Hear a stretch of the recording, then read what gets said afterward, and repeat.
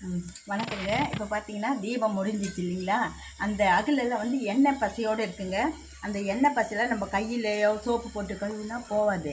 இப்போ பார்த்தீங்கன்னா நம்ம இது மாதிரி அடுப்பு பற்ற வச்சோ இல்லை தீ மூட்டியோ இந்த எண்ணெய் பசை இருக்க அகலெல்லாம் தூக்கி இதுக்குள்ளே போடணுங்க.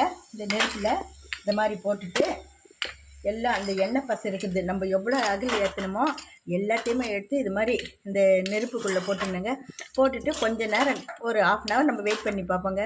இப்போ அந்த எண்ணெய்லாம் அந்த எண்ணெய் பசைலாம் அந்த அகல்லேருந்து மொத்தம் உருகி அப்படியே வெளியில் வந்துடுங்க. நல்லா மொத்தமே வந்து நம்மளுக்கு புது அகல் மாதிரி நம்மளுக்கு கிடைக்குங்க. கொஞ்ச நேரம் வெயிட் பண்ணுவோங்க. மொத்தம் அந்த நெருப்பில் அந்த எண்ணெய் பசெல்லாம் பின்னாடி முன்னாடி இருக்கிறதெல்லாம் அப்படியே உருகி மொத்தம் வெளியில் வந்துடும். அப்போ நம்மளுக்கு கிடைக்கும்போது பார்த்திங்கன்னா புதுசாக தெரியுங்க. இந்த மாதிரி அகல் நம்மளுக்கு கிடைக்கும். இது பார்த்திங்கன்னா எண்ணெய் பசையோடு போட்டேன். இப்போ பார்த்திங்கன்னா உங்களுக்கே தெரியுது பாருங்கள், கொஞ்சம் கூட எண்ணெய் பசை இல்லாமல் இருக்குது. இப்போ இதெல்லாம் நம்ம வெளியில் எடுத்து இப்போ வந்து சோப்பு போட்டு ஈஸியாக கழுவி வெயிலில் வச்சுட்டு நம்ம வந்து அடுத்த வருஷம் தீபத்துக்கு நம்ம இதை யூஸ் பண்ணிக்கலாங்க. இப்போது கொஞ்ச நேரம் ஆகட்டும். இப்போ பாருங்கள், இது வந்து எண்ணெய் பசை இருந்தாங்கல்லுங்க. இதில் இருக்கிற எண்ணெய் ஃபுல்லாக இது மாதிரி தாங்க எரியும்.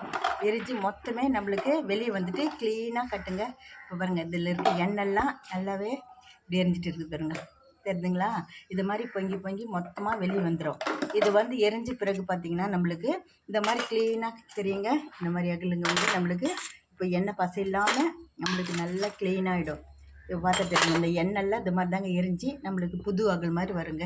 அவ்வளோ இந்த மாதிரி எல்லாத்தையுமே அடுத்த வருஷம் நீங்கள் தீபத்துக்கு பயன்படுத்துங்க. இந்த வீடியோ பிடிச்சிருந்தால் லைக் பண்ணுங்கள், ஷேர் பண்ணுங்கள், சப்ஸ்கிரைப் பண்ணுங்கள். நன்றி.